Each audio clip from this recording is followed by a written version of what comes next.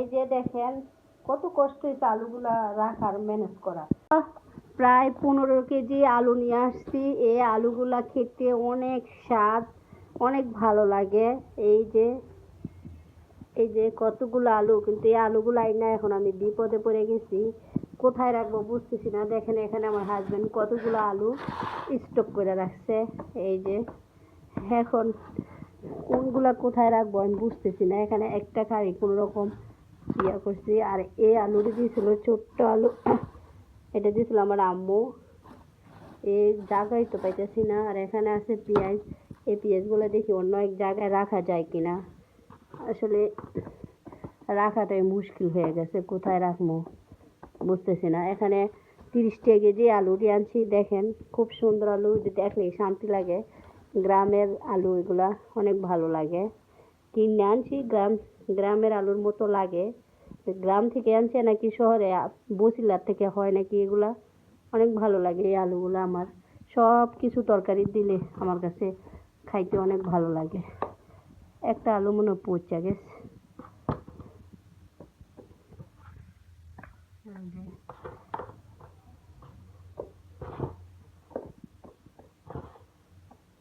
একটা আলু মনে পচে গেছে, মলাটা ফালাই দিতে হবে। এই যে দেখেন কত কষ্ট হয়েছে আলুগুলা রাখার ম্যানেজ করা। গত বছর 20 কেজি আলু কিভাবে রাখছি ভুলে গেছি, আর এবার 15 কেজি আলু আমি রাখতে পারতেছি না। এই যে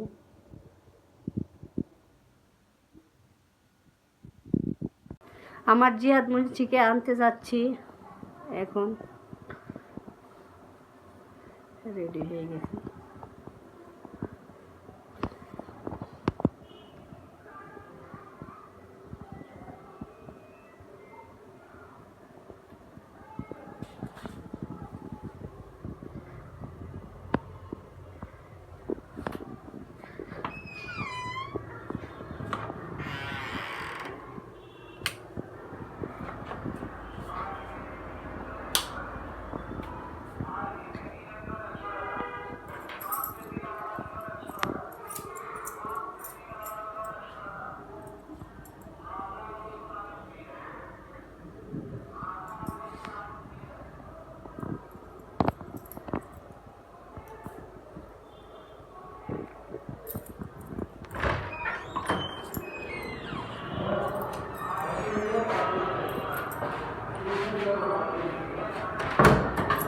আসসালামু আলাইকুম, হ্যালো এভরিওয়ান, সবাই কেমন আছেন? আশা করি সবাই ভালো আছেন। আমিও আলহামদুলিল্লাহ আল্লাহর রহমতে অনেক ভালো আছি। এই তো জিহাদের মাদ্রাসায় এখানে রুটিন টানাই দিছি। রমজান মাসে রুটিন চেঞ্জ করে দেয়, কারণ সকাল 10টা থেকে 2টা পর্যন্ত দেয়। এই যে এখানে আমি বলছি, এখানে তো দাঁড়াইয়া পইরা মনে থাকবে না, আমি একবারে নিয়ে যাই। তারপরে মাদ্রাসাটা নতুন হয়েছে, মানে অন্য জায়গায় ছিল, এখানে নতুন শিফট করছে, প্রায় 2-3 মাস হয়ে যাবে। এই জন্য এখানে নতুন করে আবার সুন্দর রং টং করে এবং কি আরবি লিখতেছে খুব সুন্দর করে ভাইয়াটা। আমি একটু ভিডিও করতেছিলাম, আর রং করে সুন্দর করে মানে এমনভাবে বোঝাচ্ছে ডিজাইন করে, যাতে এটা একটা মাদ্রাসার মতোই লাগে। এই জন্য আমি এখানে অনেক কিছু দেখতেছিলাম আর এবং কি ফিল করতেছিলাম যে কত সুন্দর করে ওরা লিখতে পারে। আমরা খাতায় এত সুন্দর করে লিখতে পারি না। এই যে আমি বলতেছি ভাইয়া, এটা আগে একটা সুন্দর করে একটা ইয়া দিয়া লিখে নেয় ওরা, তারপরে ওইটার উপর দিয়ে ওরা ডিজাইনটা করে। এখন আমি একটু দাঁড়ায় ভিডিও করতেছিলাম, আর ভাইয়ারা বলতেছিলাম ভাইয়া আপনারা মাশাআল্লাহ পারেন ভালো, আমরা তো খাতায় ভালো করে লিখতে পারি না, এই আর কি। এই যে দেখেন, তারপরে এই পাশেও আর মানে মাদ্রাসার মানে আল্লাহর নাম শিক্ষা মানে যত আছে মাদ্রাসা দিতে বলা যায় মাদ্রাসা, এই আর কি। দেখেন জিহাদে পরীক্ষা দিয়ে আসছে এবং কি কি দিয়ে আসছে আমাকে দেখাচ্ছে, আর দেখতে থাকুন। আর যদি ভালো লাগে তাহলে লাইক কমেন্ট শেয়ার করে দিবেন। একটা ফ্যান দিও না, এই যে কোনটা আসছে, এটা আসছে নি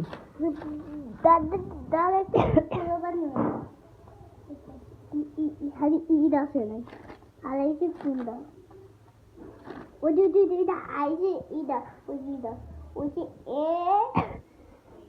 এখানে রাইখা দেখো। তারপরে আসছে কি, তারপরে এমএম ও বুঝছি। তারপরে এখানে কি লিখতে হয়েছে, যে এনে সব লিখতে। তুমি পারছো? সবগুলা পারছো? সবগুলা পারছো?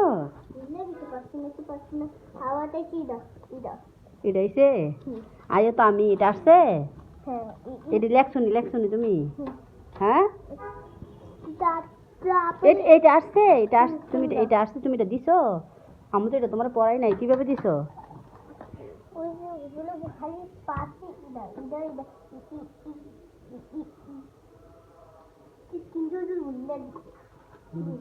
তারপরে আর কোনটা এই যে একটি টুপি একটি বই দিয়ে আসে নাই আছে এটি আসছে লিলি রোজ সানফ্লাওয়ার লোটাস মেরিগোল্ড দিছো না মাশাআল্লাহ সব দিয়ে আসছো তো তারপরে এই যে আই থেকে জেড পর্যন্ত ঠিকই ভাবে লিখছো তো লিখছো তিনটা ঘর আছে না হুজুর কইছে হুজুরকে কই নাই হুজুর কইছে ওই যে এন্ডার থাকে কিছু লাগতে আচ্ছা ঠিক আছে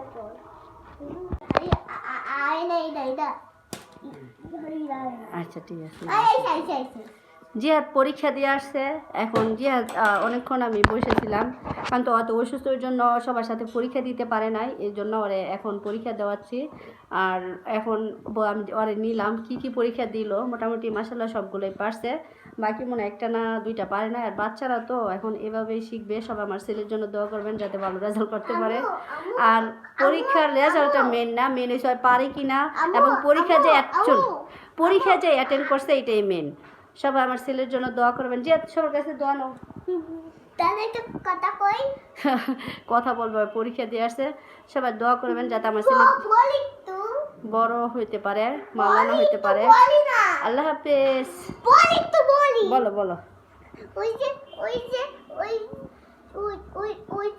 বাংলা পরীক্ষা দিস ওই যে বাংলাটা সব পাচ্ছি কিন্তু ওই যে কখন থেকে ওই যে পর্যন্ত ভুলে গেছি আচ্ছা ঠিক আছে আল্লাহ হাফেজ সবাই আমার ছেলের জন্য দোয়া করবেন